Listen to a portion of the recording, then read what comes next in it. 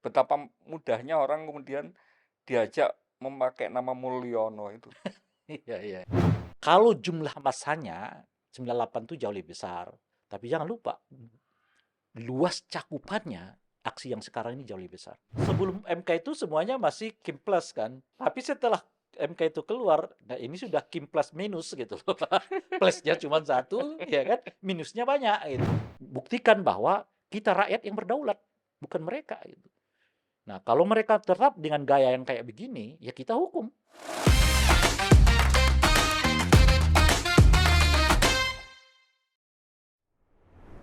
Salam Pancasila.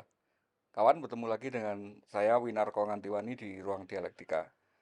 Kali ini kita kembali ke pembahasan-pembahasan yang sudah lepas dari tema 17 Agustus, sehingga kemudian kita ikuti lagi rame-rame dinamika politik dan pilkada.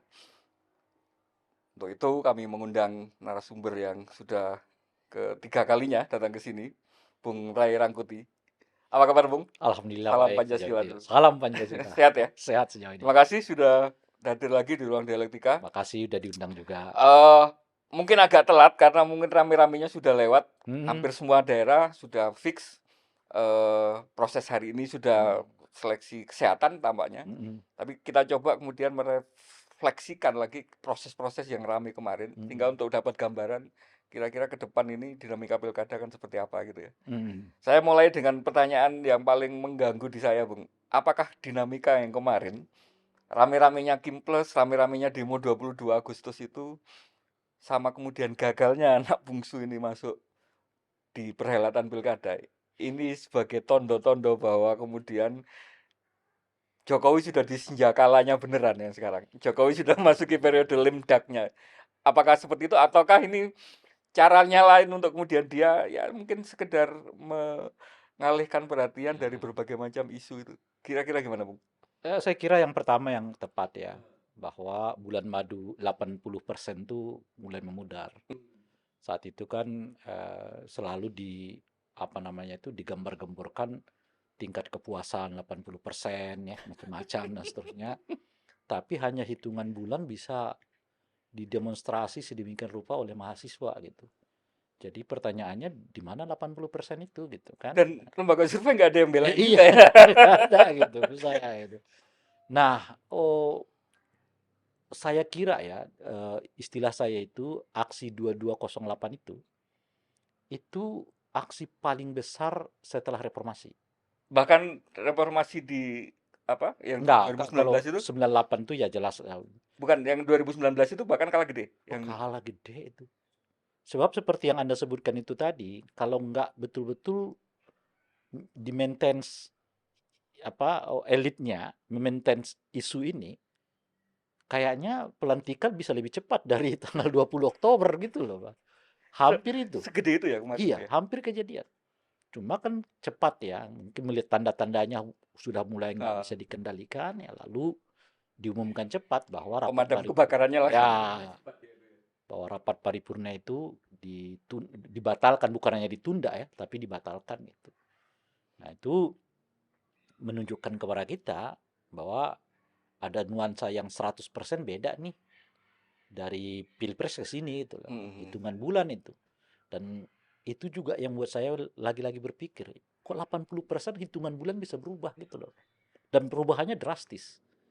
Dari orang yang muji-muji sampai sampai ke level yang sudah mulai Iya ya kan? nggak usah nunggu 20 Oktober loh gitu loh ya. Karena dari berbagai macam tamu dari berbagai macam sudut pandang yang kami pernah undang ke sini, Hmm, itu rata-rata ketika ditanyakan apa yang nanti akan mengancam Jokowi itu biasanya kalau krisis itu ada ekonomi, hmm, ada fenomena hmm, dunia misalnya, hmm, ada masyarakat harga-harga meningkat. hmm. Yang kemarin kan nggak ada. Nggak ada. Hanya Ini isunya soal mungkin agak elit kan, ini isunya soal keputusan. ini soal kelihatan wajah yang berubah dari Pak Jokowi. Hmm, Yang selama ini sebetulnya kita ingatkan, tetapi masyarakatnya belum mungkin menerima sinyal-sinyal yang kita sebutkan itu. ya. Bahwa ada nuansa yang mulai makin tidak terkendali, yang lebih mengutamakan arus utama keluarga, yang merasa bahwa aturan itu ikut dia, bukan dia yang ikut aturan gitu. Kalau aturan membatasi, ya aturannya diubah. Jangan kita yang disuruh mundur, kira-kira gitu loh ya. Apa nyebutnya kemarin legalisme otokratik Oh gitu ya.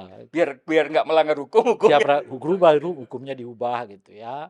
Nah, itu kan hal-hal yang saya kira 2 kali podcast di sini udah berulang kali juga kita sampaikan kan, ciri-ciri ini, tanda-tanda ini gitu. Nah, cuma saat itu masyarakat mungkin masih belum membaca suasana ini gitu. Nah, sampai muncullah peristiwa-peristiwa Mahkamah Agung, ya orang mulai bertanya-tanya itu. Lalu keluar putusan MK, lalu tiba-tiba mau dibatalkan gitu. Saat yang bersamaan muncul cerita tentang pesawat private jet gitu ya, dan seterusnya itu. Nah, itulah mungkin yang dan tentu saja sudah ada dalam memori mereka apa yang kita sebutkan sebelumnya kan, atau setidaknya apa yang sudah kita ingatkan sebelumnya itu muncul lagi di memori mereka gitu. jadi berbagai macam kemudian yang dulu bentuk kecurangan itu terpendam di memori Iya, rakyat gitu ya. saat itu mungkin mereka masih apa belum melihat secara nyata bahwa apa yang didiskusikan itu masih ada nuansa. Ah, kamu kan sirik aja gitu lah kan, ya kan karena kamu kalah ya kan, karena begini Kamu begono. pendukungnya sini sih gitu Iya gitu ya kan, dan anak abah atau ya apa macam-macam itu ya. gitulah. Nah, saat ini ya tanpa diduga itu muncul sendiri gitu, tanpa harus ini datang sendiri. Saya sendiri nggak ke DPR loh saat itu. Di mana Bung? Saya ke MK. Ke MK. Ya, yang bersama dengan Oh iya iya iya. apa aktivis Iya senior-senior iya lah. iya. Itu Nah, saya paginya ya ke MK terus siang itu ya, geser. saya ke MK tuh. Dan sengaja saya nggak mau datang ke DPR. Kenapa gitu? Supaya tidak ada cerita bahwa seolah-olah aksi Nah, DPR itu ada yang gerakkan ada gitu yang ya. gerakan macam-macam. Buyarin mahasiswa aja. Organik bener ya. Itu organik betul. Dan itu yang menurut saya agak takjub ya. Takjubnya itu begini. Kita itu kan sampai ke 21 Mei 98 tuh. Itu prosesnya bisa 8 tahun, 9 tahun loh. Mengadvokasi masyarakat itu gitu maksud saya ya kan. 9 tahun, 8 tahun, nah berujung ke pendudukan gedung DPR dan Pak Harto berhenti. Iya, iya. Saya adalah pemimpin massa pertama yang membawa mahasiswa menduduki Masuk gedung ya. DPR itu ya. Itu satu. Tapi mahasiswa yang sekarang hitungan jam. Ya kan? Hitungan jam itu artinya kan begitu balik hari ini membuat agenda paripurna besok, malamnya keluarlah peringatan darurat. Iya ya kan? Yang biru itu gitu. Dan itu langsung Wah, semuanya. langsung break gitu. Dan besoknya mulai start dari jam 10 ya, lalu sampai ke sorenya sudah nggak terhitung lagi jumlah mahasiswanya gitu. Cepat sekali artinya nggak sampai 24 jam. Medsos itu berarti ternyata ada gunanya juga ya. Iya, tapi sebehebat-hebat medsos juga kalau nggak ada ibaratnya faktornya nggak akan Ah, bergerak gitu. oke. Nah, faktornya itu yang ini gitu loh Pak. Jadi apa yang kita sebutkan itu tadi ini loh tanda-tanda, sinyal-sinyal Pak, apinya itu sebenarnya sudah ada, langsung ada. kena medsos. Cuma kan selama ini kelihatan ada di sini, ada di sini, ada di sini gitu Hmm, kan. Seperti nggak ada sambung. Nah, iya iya. malam malam itu kelihatan benang merahnya. Oh iya, apa yang dikatakan Ray Rangkuti itu ternyata dulu ya begini, udah kelihatan Yang nih para gitu buruh ya. besar dulu protes, para Oh buruh. iya kan, udah kelihatan nih. Nah akhirnya nggak butuh waktu menjelaskannya. Lagi-lagi seperti yang saya sebut, saya sama sekali nggak terlibat itu, menjauhkan diri saya itu, nggak ikut ke DPR. Saya aja dikirimin kok itu apa namanya yang biru itu gitu, langsung saya buat di media sosial saya gitu. Saya nggak tahu sudah saya ubah atau belum tuh yang di medsos saya gitu ya. Nah, dan di luar dugaan saya, jumlah mahasiswanya itu bisa seramai itu. Sebagai orang yang pernah di dunia aktivis ya, yang gitu itu membuat saya takjub gitu. Iya. Kalau jumlah masanya 98 itu jauh lebih besar. Tapi jangan lupa, luas cakupannya aksi yang sekarang ini jauh lebih besar. Dan percepatannya itu loh. Iya, karena sampai ke kabupaten kota loh aksi-aksi ini gitu. Iya iya iya. Nah, sampai dan aksi-aksi di kabupaten kotanya sama beraninya dengan aksi-aksi yang terjadi di Iya, bahkan tingkat lebih nasional. ini, lebih banyak yang Bahkan terjadi. pada tempat-tempat tertentu ya mereka sudah menguasai gedung Iya. DPRD-nya gitu Di ya. tempat saya di Malang itu, Nah, itu dia. di Nah, Semarang, di kalau Jogja. di kita itu kan dulu nggak sampai begitu benar jauh lah gitu. Memang ada beberapa tempat kabupaten kota yang hidup gitu. Tapi ini kan hampir merata kabupaten kotanya. di mana ada perguruan tingginya, kelihatan ada aksi di situ gitu loh. Nah, kalau dulu itu ya kalau misalnya di Kota Malang itu oke gitu ya, atau di Kabupaten Malangnya oke gitu karena kita tahu ada basis pendidikan yang Mhm, kuat di sana gitu. mhm, Tapi mhm. kalau di daerah itu cuma ada satu kampus, dua kampus, umumnya nggak Iya, gerak. iya, iya. Ini enggak, ya. Kelihatan ada kampus di situ, gerak juga pada hari itu gitu. Jadi jumlah masanya 98 itu jauh lebih besar, tapi kalau dilihat cakupannya, keluasan peserta aksinya yang aksi 2208 itu menurut saya jauh lebih lebih besar gitu. Ada kemudian salah satu yang sangat terasa dari dampak aksi 2208 itu adalah berbagai macam skenario yang sepertinya ya dulu juga Bang Rey juga sudah menyampaikan bahwa salah satu nanti skenario Jokowi itu adalah membentuk koalisi ini Mhm, kendalinya dia untuk nanti proses mhm. mengamankan pilkada sehingga skenario sebelum keputusan MK itu keluar itu kan banyak terjadi Ya, rencana kotak kosong di ya, mana-mana gitu ya. kan karena Catatan kita ya, lihat sebelum putusan MK itu muncul, itu 90-an gitu ya katanya ya? lebih dari seratusan. Lebih Catatan dari awal 100. kita, itu Oke. catatan awal ya. Itu catatan Iya, awal. iya. Kenyataannya cuma 43 ya Iya, daerah iya, gitu. iya, iya. Artinya putusan MK itu membatalkan rencana yang disebutkan itu Iya, tadi makanya. Nah, gitu. itu saya nggak tahu apakah kemudian bagian dari apa istilahnya, percepatan ini sampai sebegitu berpengaruhnya ke koalisi ini sehingga kemudian seolah-olah kemarin ya gampang sekali kemudian seolah-olah kemudian kan ini mereka bikin istana kartu gitu ya. Jadi, House of Cards yang Ya, gampang sekali ternyata ya, ketika ketemu ininya disentil gitu aja udah roboh sendiri. Itu ya, gimana penjelasannya, Bung? ya. Pertama menurut saya bukan hanya membatalkan rencana koalisi besar-besaran di pilkada gitu, Mhm, mhm. tetapi pada saat yang bersamaan itu masuk membelah mereka gitu. Jadi ibaratnya sekarang ini nggak ada lagi nih pemimpin pemimpin tunggalnya gitu loh, Pak. Udah di sana ada pemimpinnya, di sini ada pemimpin juga gitu loh, ya kan. Di sini juga ada pemimpin gitu. Nah sekarang kalau kemarin tuh kelihatan sudah ada mengkerucut kan, di satu tangan lah. Kalau sekarang dengan putusan MK itu, jadi bukan hanya menyelamatkan supaya tidak ada kotak kosong di daerah, tapi juga sekaligus apa namanya membelah pengkerucutan itu. Kembali lagi ke sini, oh ini ketuanya, ini ketua kita, ini ketua kita. Jadi di setiap gang sekarang ibaratnya ada ketua lah. Sekarang ini Dan gitu. itu kan kemudian sangat sangat menggembirakan ya dalam proses Kalau hari konteks ini. kalau pada dua peristiwa itu, dua-duanya menggembirakan. Ya pada putusan MK itu kemudian membuat gairah orang untuk pilkada tumbuh lagi. Iya, iya. Anda bisa bayangkan sebelum ada putusan MK itu saya kira orang udah berpikir, udahlah nggak usah ikut-ikutan coplos-coplosan lagi kok gitu ya. Udah artinya pesimisme merajalela kan. Ujung-ujungnya mungkin tingkat partisipasi akan rendah karena lebih banyak orang yang Iya. golput kan. Banyak orang yang mau dimaui oleh rakyat, Tidak elektabilitasnya mesti. tinggi ternyata nggak Kan bisa itu maju kan gitu ya. ironi kan gitu. Nah, tapi setelah putusan MK itu gairah untuk berpemilu, berpilkada muncul lagi. Baik dari mereka yang punya potensi dicalonkan maupun dari masyarakat yang Dari pemilih ya. pemilih juga dan sebagainya gitu. Nah, itu satu tuh.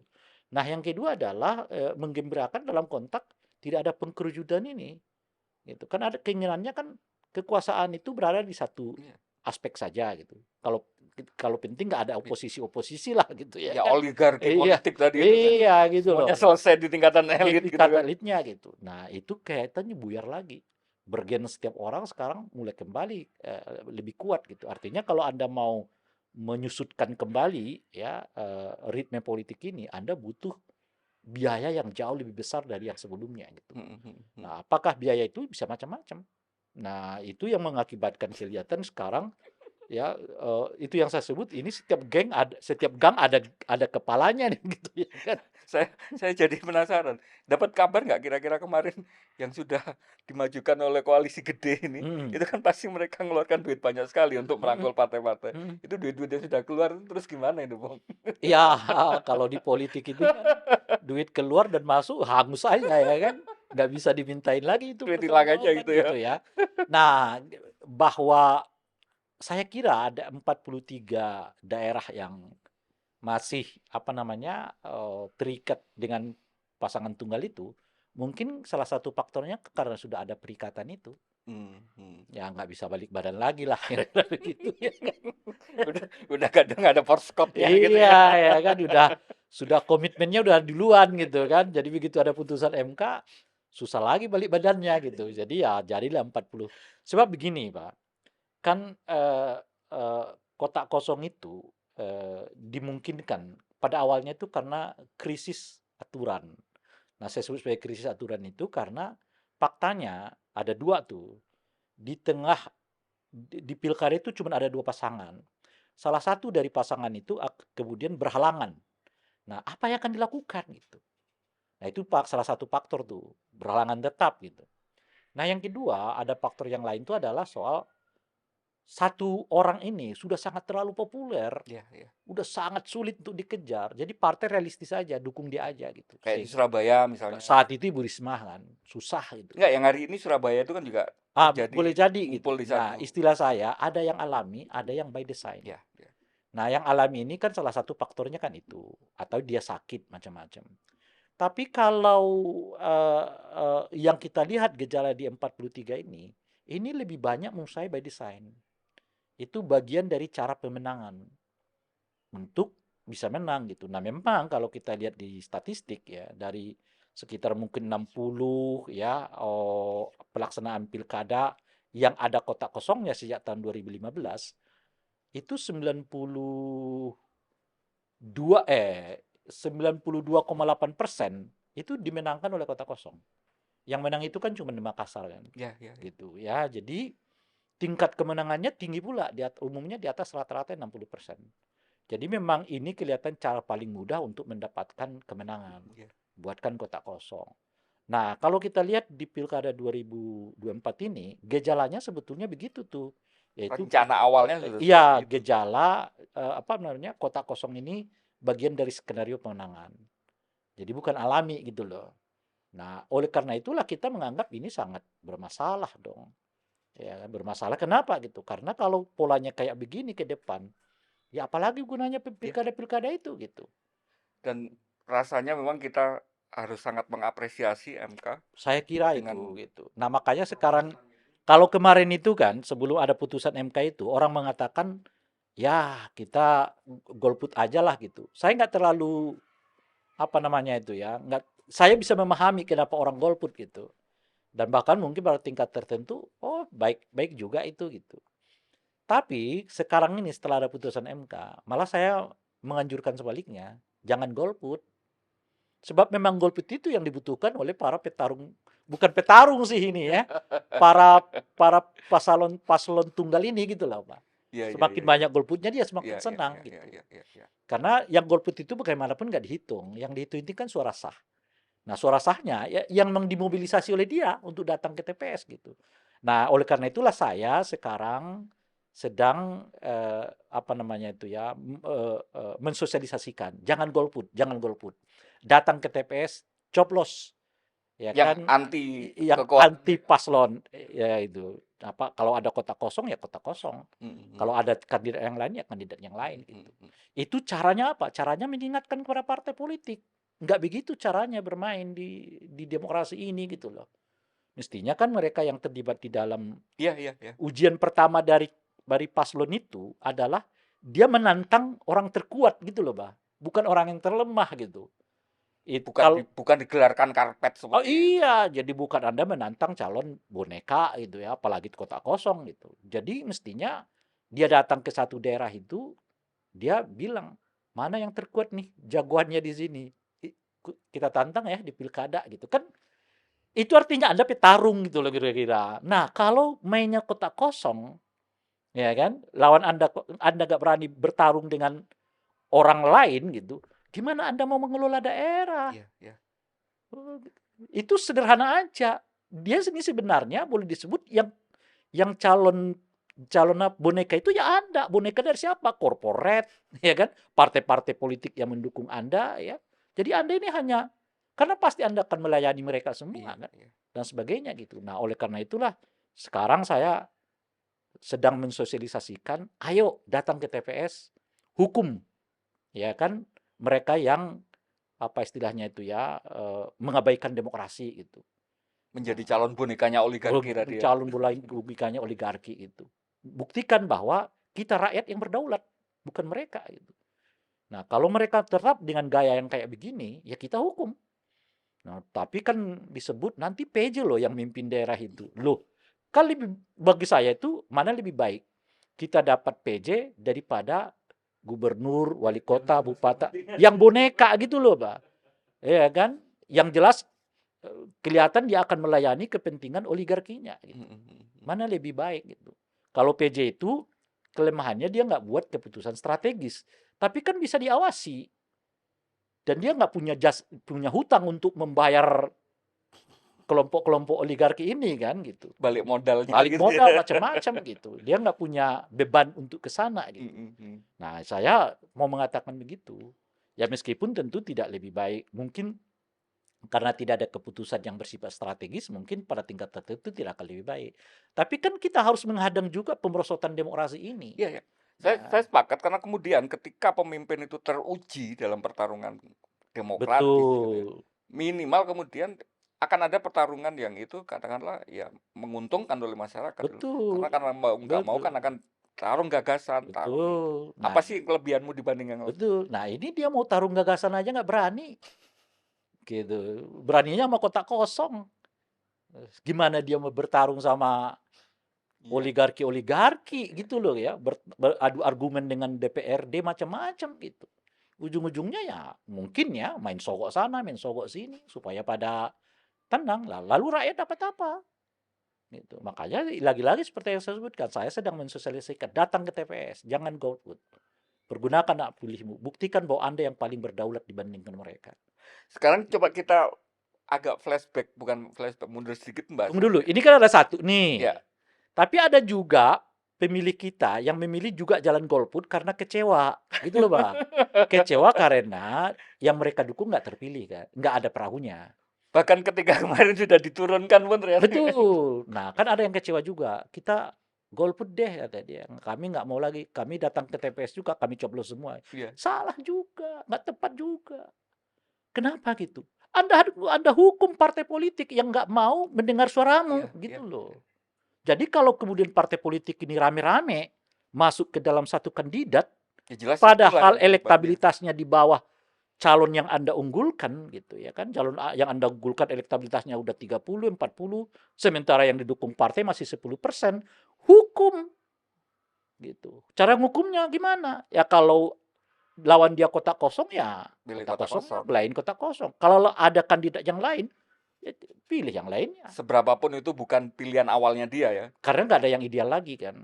Nah, yang paling bisa kita lakukan itu adalah mencegah boneka muncul gitu loh, Mas. Ya, mencegah boneka muncul tuh jauh lebih baik daripada ya kan kotak kosong daripada golput gitu. Itu satu. Nah, yang kedua adalah dengan cara begitu kita menghukum partai politik. Karena seolah-olah mereka mengatakan ini kan hak kami mencalonkan. Enggak, hak warga yang mencalonkan itu. Cuma Kalian harus melalui sesuai dong dengan harus norma warga. sesuai itu. Jadi hak warga yang mencalonkan, yang difasilitasi oleh Partai partai politik. politik. Bukan tiba-tiba partainya merasa kami yang punya hak nih. Jadi betapapun warganya pingin itu, kalau kami nggak mau bagaimana gitu. Itu kan mentang-mentang namanya kan. Iya, iya, Nah, iya. rakyat juga harus memperlihatkan bahwa kita juga bisa mentang-mentang. Oke, silakan calonkan pilihan Anda, tapi kan kami nggak Nggak akan akan pilih. ikut. Kami akan pilih yang mendengarkan suara kami, gitu loh kira-kira. Saya tadi mau bahas tentang yang hampir-hampir tadi nggak lolos kandidat yang itu secara survei kemudian apa sangat dimaui oleh masyarakat, tapi kemudian dalam prosesnya karena ada pengelompokan dan ada sudah pengkondisian salah satu kelompok partai Nah, itu tadi, yang by design tadi by kan. design tadi, sehingga kemudian dengan keputusan MK itu kan semuanya berbalik gitu ya. Berbalik. Kita mulai dari Jakarta dulu. Awalnya PDIP sudah terkotak gitu ya, sudah hampir nggak bisa mencalonkan karena semuanya sudah ngumpul di salah satu kelompok. Tapi kemudian dengan penurunan ambang batas untuk pencalonan itu kemudian bisa memajukan. Nah ini kan kemudian PDIP jadi mungkin untuk memajukan yang dulunya nggak dapat golden ticket sekarang jadi punya golden ticket gitu. Gimana caranya kemudian dalam tanda petik bentuk penghukuman dari masyarakat yang menginginkan kandidatnya yang sampai hari ini ternyata akhirnya mau nggak dapat kursi itu kemudian bisa untuk diarahkan Nah, loh itu yang mungkin. saya sebut yang tadi yang kedua kan. Kan situasi itu hampir sama. Iya, Ya, kalau kita lihat banyak warga Jakarta yang kecewa karena Anies nggak bisa jagoan maju. mereka tanda kutip lah ya, jagoan mereka itu nggak difasilitasi oleh partai untuk berlaga di Mm, pilkada mm, gitu. Lalu terdengar di Jakarta ini slogan coblos semua mm, mm, gitu. Itu kan alias golput juga kan gitu loh kira-kira. mm, Cuma cara golputnya nyoblos semua. mm, mm, Ada cara golputnya itu nggak hadir sama sekali ke TPS gitu. mm. Nah, saya mengatakan, oh, kalau Anda melakukan itu, ya itulah yang diinginkan oleh mereka yang membuat calon Anda itu nggak menang gitu loh, Pak. Nggak Nggak dapat bisa wagub. maju gitu kan. Iya. Yang memang mereka butuhkan itu adalah ya kan mereka yang kecewa, yang pasti nggak memilih calonnya dia, ya memang lebih baik nggak usah datang ke TPS. Bagi mereka lebih untung gitu. Artinya apa? Artinya Anda sedang memuluskan jalan mereka. Iya, iya, iya, iya. Oleh karena itu ya saya katakan datang ke TPS. Kan ada alternatif. Tapi alternatif yang lain itu nggak ideal. Loh, kan tidak kan pilihannya bukan lagi memilih ideal, tapi mencegah jangan sampai lebih moderat kan. Saya jadi Itu ingat intinya. dulu waktu kuliah itu teorinya ketika proses elektoral itu, kalau ada satu basis itu kemungkinan nggak milih kamu, persulit untuk milih gitu kan. Ah, iya, Tapi kalau misalnya dia kemungkinan milih kamu, iya, ya dimobilisasi iya, besar-besaran. Ini kan iya, sebenarnya hampir sama ya logikanya iya, gitu ya. sampai makanya. Jadi kalau udah jelas itu basisnya ini nggak akan milih kita. Iya, iya. Ya kalau bisa gimana caranya Dia nggak milih kan, nggak dia nggak bahkan nggak datang ke ya, nggak TPS gitu ya. terdaftar di DPT kek, ya kan? Apa kek, ya Iya, kan? iya, iya, Kan iya, iya, modelnya iya. begitu dulu tuh. Makanya kalau kalau sekarang kemudian dengan sukarela ini nggak Oh pakai proses. iya, justru memang itu yang mereka Iya, iya, iya, iya. inginkan, gitu loh, Iya, Pak. iya, masuk akal, Kalau masuk dulu akal. model-modelnya dulu benar tuh, nggak usah didaftar di DPT, Nggak ada itu cara-cara Orde Baru dulu. Iya, iya, iya. Tiba-tiba sekampung nggak Mhm, ada mhm, daftarnya di mhm. Atau TPS-nya taruh di mana taruh yang di jauh mana gitu sehingga ya. nggak mungkin itu supaya apa? Karena ketahuan dia nggak akan milih Mhm, partainya mhm. pemerintah gitu Iya, loh iya, iya. kira-kira. Nah, atau persulit kek tiba-tiba dibuatlah brikade apa keamanan Mhm. macam-macam dan sebagainya. Ditakut-takuti gitu ya. Ditakut-takuti, dipersulit mana nih surat undangannya mana? Mhm, Ini hanya mhm. terkadang udah didaftar di DPT ada surat undangan nggak ada. Mhm, Begitu mhm. datang ke TPS ditanyailah surat undangan mana, surat Mhm, undangan mhm. mencoblosnya gitu. Yang lain bebas aja masuk Mhm, ya mhm, kan, mhm. nggak pakai kayak macam-macam. Nah, kenapa gitu? Ya itu hukumnya kalau satu tempat itu bukan basismu, ya sebisa mungkin mereka jangan Datang ke masuk pemilu. TPS gitu, ya kan? Nah, sebaliknya kalau itu basismu, gimana caranya supaya mereka Dipermudah gitu ya. kalau penting kasih truk lah ya, kasih Diantar bus gitu yang ya, Mas, diantar dianterin jemput gitu macam-macam, ya. dijemput dan sebagainya, pakai karaokean dulu di situ ya kan untuk ngumpulin orang macam-macam gitu. Nah, oleh karena itulah kita ingatkan kalau Anda kecewa bukan bukan berarti kecewaanmu itu jangan dilampiaskan dengan tidak mencoblos, tapi sebaliknya, ya kan, cegah yang membuat Anda kecewa itu untuk kemudian mendapatkan mimpinya. Nah, caranya apa? Caranya seperti yang kita sebutkan tadi gitu. Kalau Anda tidak datang ke TPS, nggak menggunakan hak pilih, oh itu sih membuat mimpi orang yang membuat gagal mimpianmu itu Mhm. makin mudah gitu Iya, ya. iya, iya. Itu kasus di DKI seperti itu ya, bisa agak clear cut gitu ya. Hmm. Kalau misalnya di Banten gimana, Bung? Di Banten itu kan ya akhirnya maju, tapi kemudian dari partai yang ya istilahnya mungkin dulunya dianggap partai lain gitu kan, dimajukan oleh PDI. Kan Meskipun kalau kemudian kita belakangan lihat ya, salah satu cara untuk melawan kekuatan yang sekarang belum kelihatan bayang-bayangnya apa ini, tapi mhm, kelihatan ada rasanya gitu loh, mhm, mhm, kekuatan ini. Dia harus berani menantangnya, gitu. Nah, itu yang dilakukan oleh Airin kan. Dia berani menantang. Oke, kalian milih yang sana, yang bukan kadermu, ya saya akan jalan sendiri. mhm, mhm, Dan kasusnya kalau di Banten itu kebetulan DPW-nya solid. Solidnya itu ke apa namanya, ke Airinnya mhm, kan. mhm, Nggak mhm. ada yang terbelah, Iya, nggak iya. ada yang ingin ke sini gitu. Nah, itu salah satunya. Yang membuat apa kemudian? Yang membuat DPP-nya jadi khawatir. Kekhawatirannya dua. Pertama, basis mereka kehilangan di Banten, nggak ada sejarahnya Banten itu apa namanya, kelewat dari Golkar gitu loh, Pak. Kalau ini kejadian, wah ini sang ketua umum bisa apa namanya, bisa apa istilahnya itu ya, disidangkan lah gitu ya gitu. Nah, yang kedua adalah kalau ia juga tidak mengakomodasi dukungan, bisa-bisa Banten juga ya bayangan saya ya akan menggugat itu kelak gitu. Artinya apapun yang kejadiannya akan membuat sang ketua umum ini akan sangat sulit Iya, gitu. iya. Jadi oleh karena itu mau tidak mau dia harus berbalik arah lagi dari mendukung eh, eh, pasangan yang besar ini ke pasangan Pasangan Andra Sony ke Andra Airin lagi ya. Kairin lagi. Nah, Karena tapi itu juga menunjukkan kepada kita bahwa apa yang saya sebutkan di awal tadi ya, putusan MK itu bukan hanya apa namanya itu mementahkan keinginan untuk koalisi besar ya merebut kursi di apa namanya di eksekutif daerah-daerah bukan, tapi juga membelah yang kita sebut tadi itu membelah pengkerujutan itu gitu. Nah, Golkar salah satu ekspresinya, Banten itu salah satu ekspresi di mana partai yang mengkerucut itu terbelah gitu ya, ya. Akhirnya bisa pisah sendiri gitu. jadi itu tondo-tondo kalau ini bubar jalan gitu ya, semacam Iya, saya kira ini apa tanda-tandanya. Makin ke sini akan makin kelihatan kok. Dan itu semua menurut saya memang pada ujungnya akan sangat tergantung pada kepemimpinan Pak Prabowo. Sejauh apa ia mampu mengkoordinir lagi. ya mengorkestrasi perbedaan-perbedaan ini gitu. Karena ya tidak mudah. Sebab kenapa tidak mudah? Karena mereka kan tidak dipersatukan oleh satu kesepahaman yang sebetul-betulnya ya kalaupun tidak ideologis tetapi apa begitu. Iya.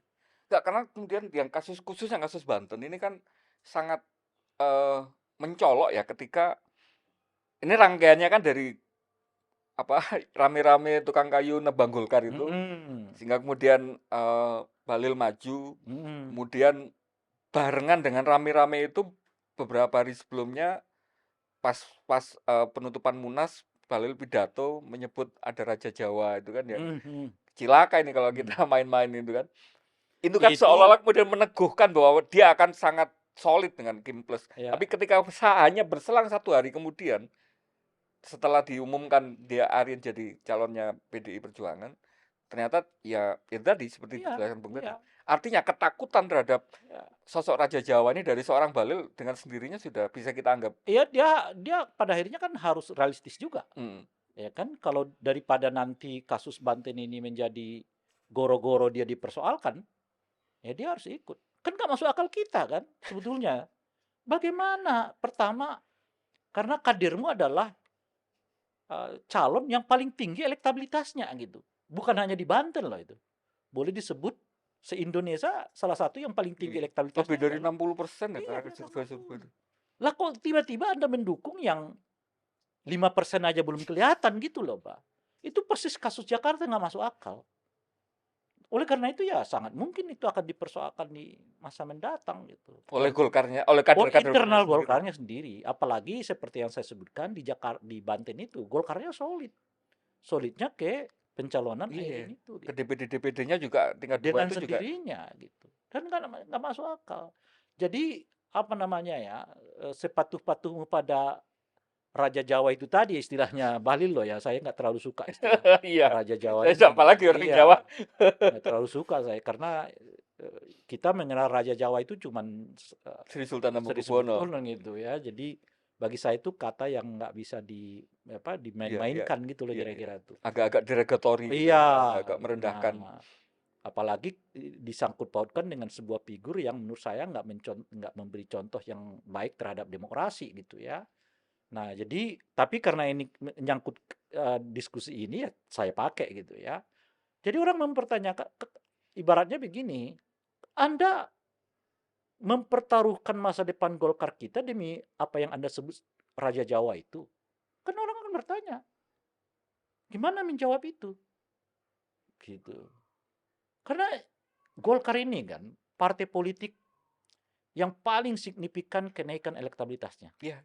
di seluruh tingkatan dari kabupaten kota, provinsi sampai di tingkat nasional. Mereka naiknya signifikan. Itu prestasinya ketua umum kan mestinya. Mestinya ketua umum. Maka aneh juga ketua umum sudah berprestasi mundur gitu ya. Sukarela katanya. Iya, aneh itu paling aneh di dunia. Ada ketua umum udah bermasalah secara hukum. Kalau bisa dia tetap jadi ketua umum, meskipun itu dari penjara. Coba bayangkan tuh. Ini ada ketua umum yang sudah berhasil membawa Partai Golkar naik gitu, berhasil memenangkan calon presidennya, malah mundur. Itu nggak terlalu masuk akal kita juga gitu loh saya. Nah, tapi is oke lah gitu ya. Nah, jadi apa namanya itu ya? Oh, signifikan. Tapi di pilkada Anda kelihatan nggak bisa apa memegang catur ini gitu loh Iya. Pak. Anda seolah ikut orang lain. Mestinya dengan kemenangan yang sangat signifikan, kenaikan yang sangat signifikan, itu artinya Anda penentu. Nah ini tidak, ikut sana, ikut sini. Mhm, mhm. Kan itu sangat wajar dipertanyakan kemudian oleh mungkin ya orang-orang dalam Golkarnya sendiri. Mereka lepas Jawa Barat. Di Jakarta belum tentu juga menang. Lalu saat yang bersamaan kalau nggak ada arus baliknya, Banten juga begitu. Jadi kota-kota sangat strategis Yang mestinya dia itu lumpuh, yang mestinya tinggal diem aja. tinggal lo kok dilepas ini demi apa? Kan itu pertanyaannya kan. Gitu. Ini demi apa Iya. demi apa partai ini melepaskan hal-hal yang sangat Mhm, strategis di masa mendatang mhm, mhm. demi satu kursi apa menteri kan sangat tidak patut. Maksud saya secara kalkulatif aja sudah nggak kena gitu loh, Pak. Kursi itu menteri itu berapa sih? Lo kan kalau Banten lepas, ya Jawa Barat lepas, ya kan akan ketahuan sekali drastis Iya. penurunan kursi kita di legislatif gitu loh. Geser ke Jawa Barat, pasti lepas kan karena hari ini RK sudah ditarik ke Ya Jakarta. itu dia maksud saya, makanya kan pernah saya tanyakan nih di salah satu stasiun TV, Mhm. apa iya sebesar itu Golkar harus berkorban demi apa yang disebut dengan koalisi gitu. Enggak mereka enggak jawab. Mhm, mhm. Apakah kalian merasa ini enggak berkorban? Ya kan? Jawa Barat Anda lepas. Iya. Anda di Jawa Barat itu ibaratnya mereka nggak usah kampanye ngotot-ngototan aja menang kok gitu loh. Di Jawa Barat ya, gitu. Tiba-tiba datang ke Jakarta ibaratnya mulai lagi dari nol.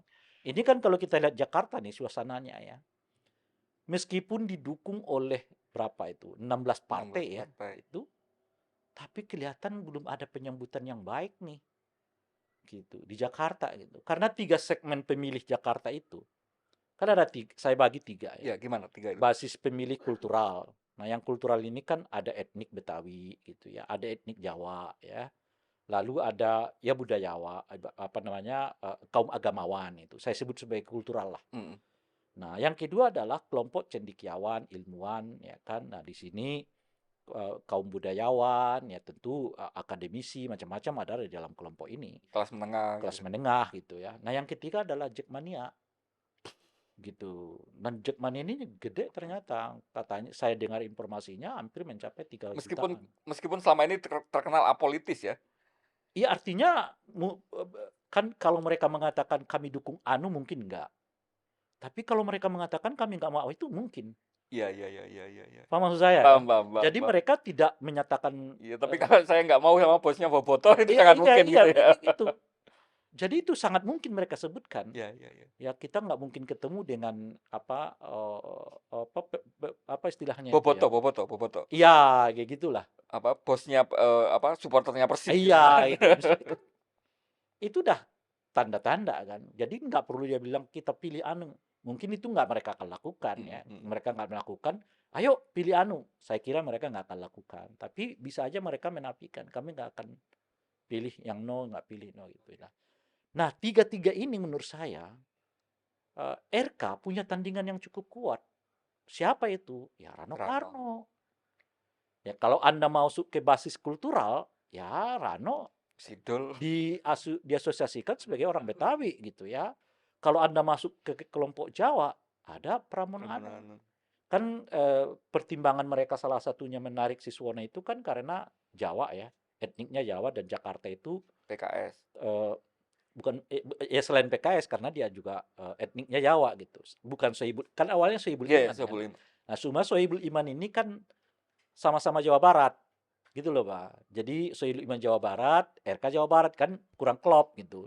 Sementara etnik terbanyak di Jakarta itu adalah Jawa Jawa. gitu. Nah oleh karena itulah mereka dorong Pak Suswono itu supaya etniknya ketemu gitu untuk Mhm. menarik pemilih dengan etnik Jawa gitu. Jawa. Nah sekarang dia punya saingan namanya Pramono Pramono Anung. Anung. Jadi terbelah di situ gitu. Kalau Jackmania itu yang saya sebut tadi mereka akan menegasi, mungkin nggak akan mempositifkan tapi menegasi, "Enggak deh kalau itu, enggak deh kalau itu."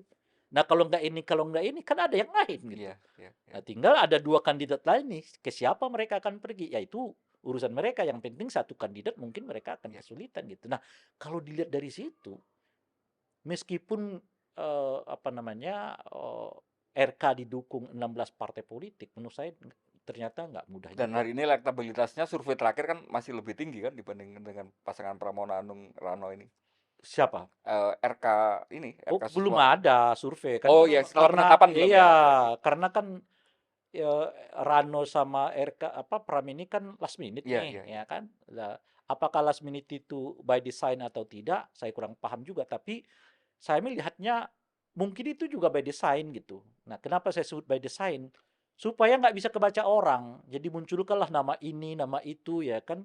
Karena masih ada pameo, kalau terlalu terburu-buru di Jakarta bisa Iya. dipotong nih, kan kira-kira gitu Jadi ya. sasaran tembak dari Iya, awal. jadi sasaran tembak. Nah, jadi di last minute itu muncul kalau kalau Rano Karno kan seminggu ya, seminggu atau 2 minggu sebelum pencoblosan, nama dia juga udah sering digait-gaitkan dengan Anies Baswedan kan Iya, kalau Rano. Tapi Pram ini kan orang nggak ada tahu. iya, iya. Nah, apakah itu disimpan oleh PDI Perjuangan atau memang itu by accident gitu ya, karena ada kasus Hmm. persoalan aja lalu dia dimunculkan aja, saya nggak tahu. Cuma saya jangan-jangan itu sebetulnya disengaja last minute gitu loh, Pak. Disimpan nih orang. Kenapa gitu? Sebab itu tadi, jangan sampai ya kan ditembak orang duluan nih gitu ya, apa dikerjain orang duluan nih gitu, Hmm. disimpan dulu karena Jakarta ini kan kelihatan rebutannya ini ya kan. Ya masih jadi panggung Iya, utama, panggung jadi utamanya gitu etalasenya. ya. Nah, sehingga, perlu betul untuk menjaga, jangan sampai justru yang kita jagokan itu laju sebelum berkembang gitu loh kira-kira. Nah, boleh jadi PDI strateginya begitu. Ya, strategi mereka itu adalah menyimpan tokohnya, munculkan dulu nama-nama yang lain, last minute ketika kita lihat nggak mungkin lagi ada yang bisa menghalanginya, lalu tonjolkan. Nah, sekarang bagi mereka yang mungkin punya hajat untuk menghalang-halangi kader-kader dari PDI lah misalnya, akan kesulitan mengatur strategi lagi gitu loh, Pak. Gimana lagi nih strateginya? Soalnya pemainnya pemain baru ya kan dan sebagainya gitu.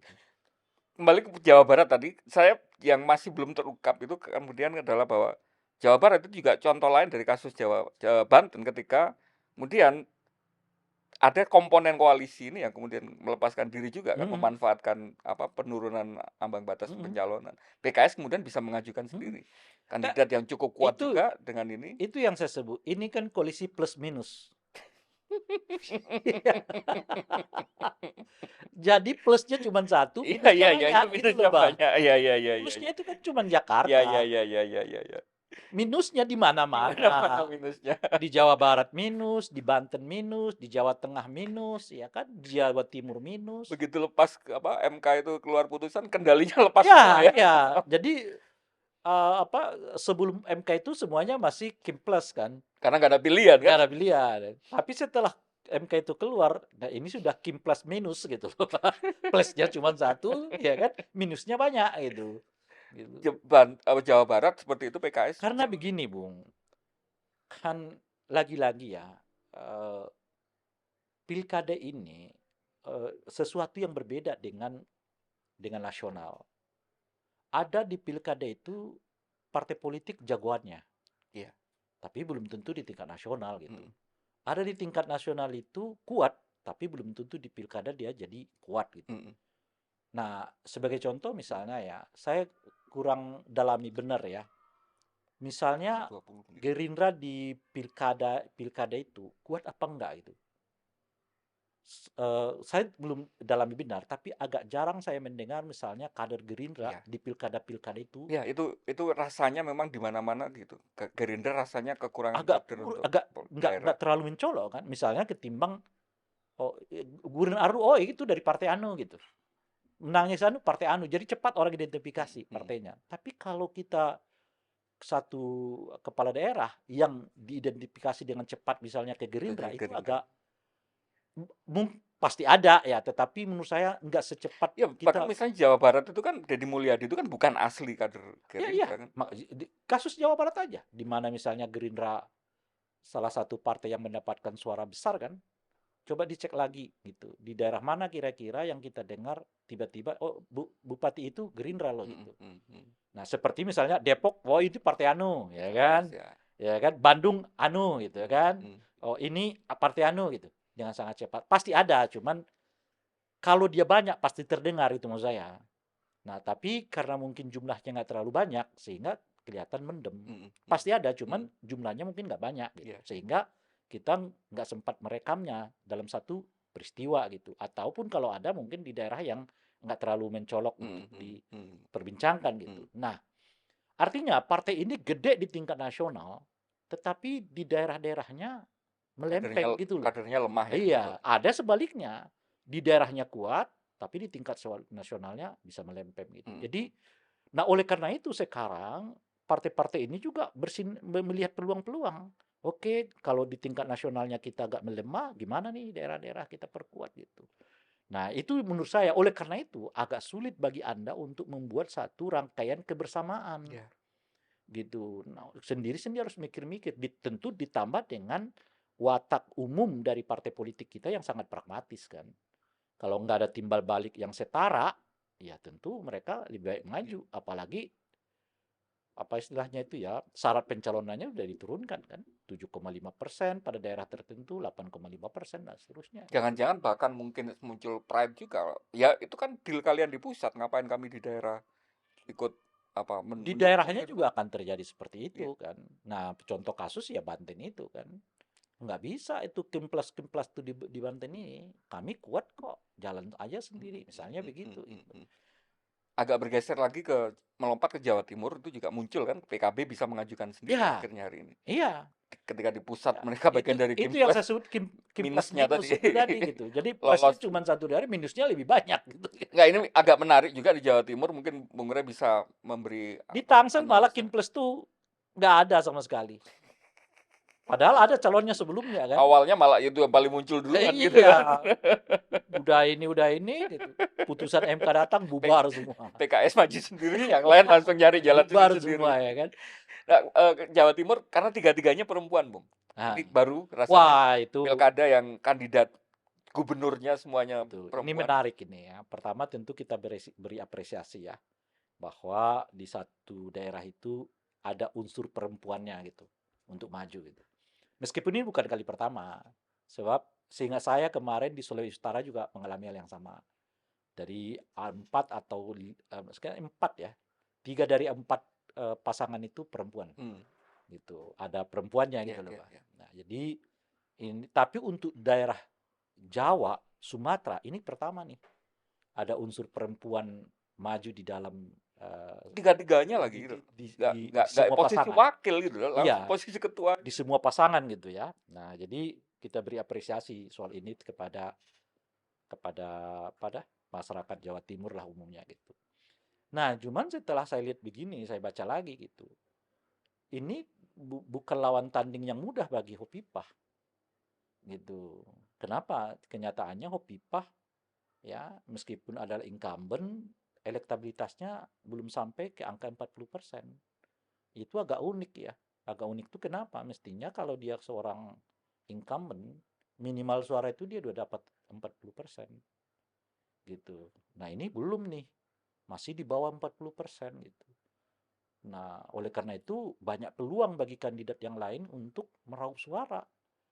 Nah, Risma yang sama sekali belum bekerja dan baru diumumkan last minute juga bahwa nama dia akan diusung, itu dalam survei yang kita lihat itu sudah mencapai di atas 15%.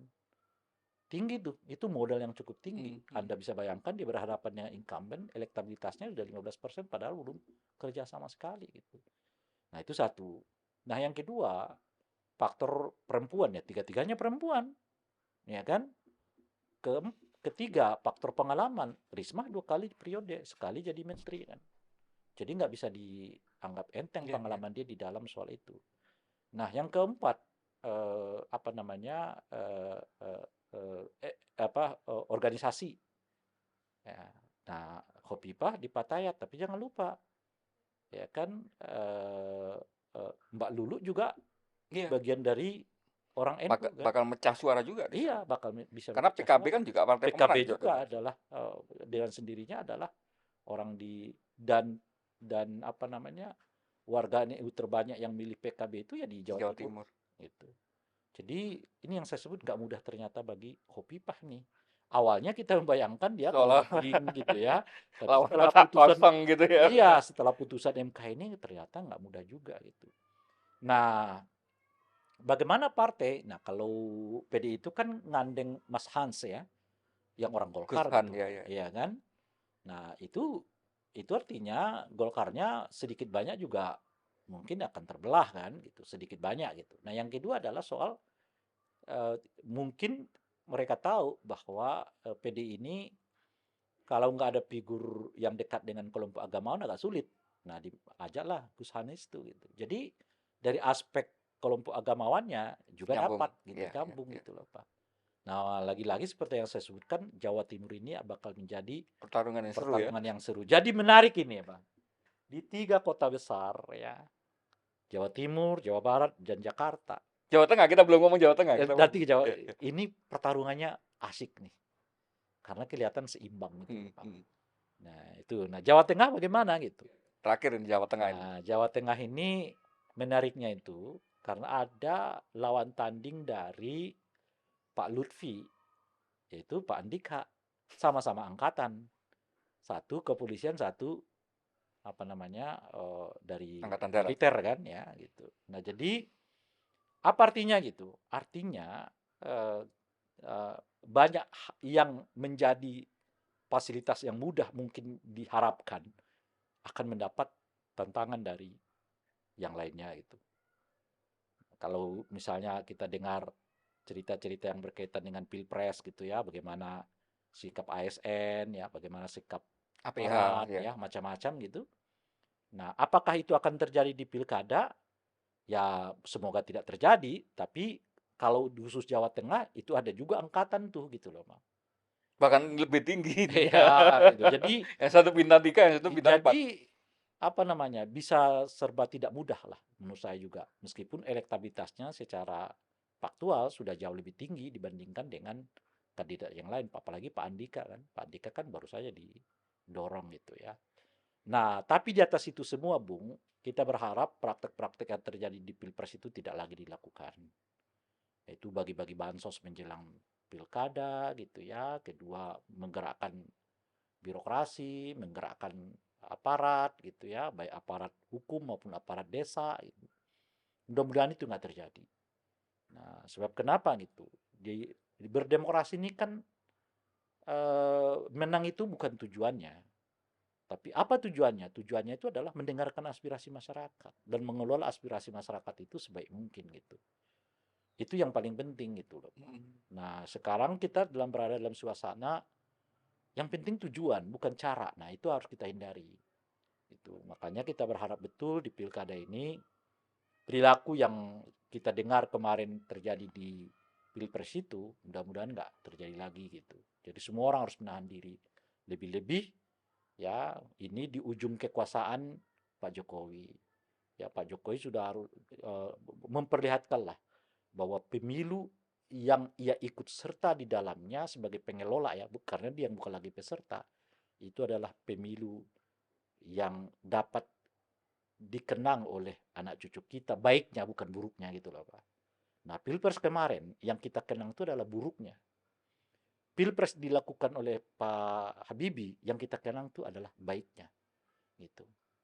Nah, tinggal memilih kan, Anda mau dikenang sebagai presiden yang mewariskan pemilu yang buruk atau Anda mau dikenang sebagai presiden yang mewariskan pemilu yang sangat baik gitu.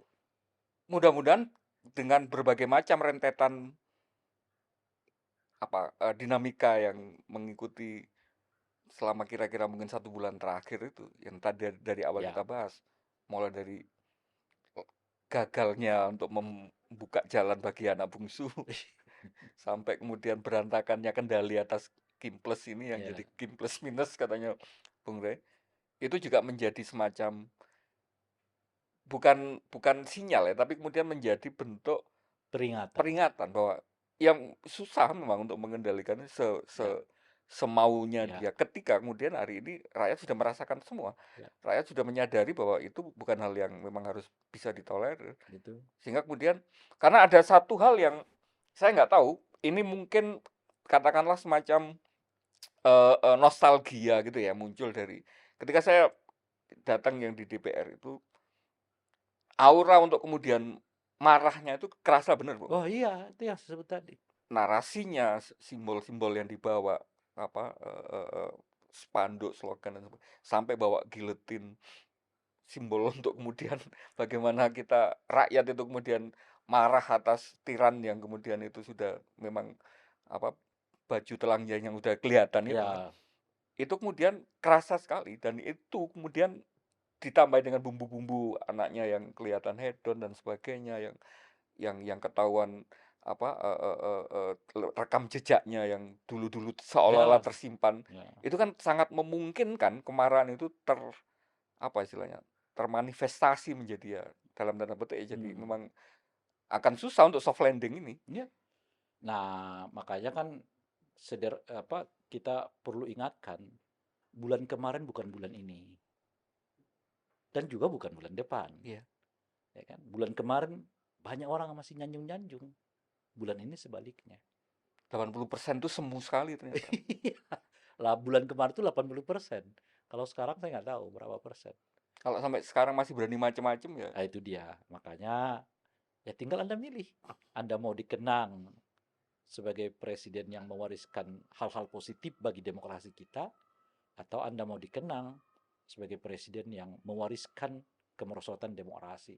Tinggal milih. Tinggal 1 bulan lagi.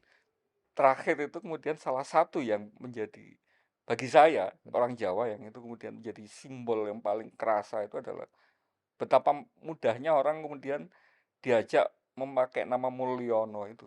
Iya, iya. Bentuk kemudian semacam Protes. pengharapan atas kesialan yang Iya, akan iya. kamu terima ketika nama kecil sialmu itu dipakai dihidupkan lagi. Dead Iya, naming iya. nyebutnya gitu ya. Dan sekarang dengan sangat cepat menyebar ya. Menyebar tanpa orang tahu, tanpa ada Iya, banjaan apa-apa, tiba-tiba syukuran apa-apa. tiba-tiba kayak klop gitu loh, Pak. Nama itu kemudian menjadi semacam doa yang sangat jelek gitu ya Iya, untuk kemudian ini. gitu. Mudah-mudahan ini bisa benar-benar dipahami sebagai peringatan yang Ya, positif karena belum kejadian gitu ya ya. itu. Hingga kemudian ya kita dapat proses demokrasi minimal pilkadanya ini. Meskipun Baik, kemarin proses kepemimpinan nasionalnya dengan berbagai macam masalah, minimal pilkadanya tetap masih betul. ada harapan baik gitu ya. Betul. Bung Rey, terima kasih banyak atas Sama-sama, waktunya. Mudah-mudahan ini sama-sama. bisa menjadi pemandu kita untuk menghadapi pemilu kepala daerah 1 atau 2 bulan ke depan gitu. Ya, terima kasih. Sampai ketemu di ruang dialektika berikutnya. Insya Allah. Saya Winarko Ngantiwan undur diri. Salam Pancasila. Salam Pancasila. Terima kasih banyak. Thank you, thank you.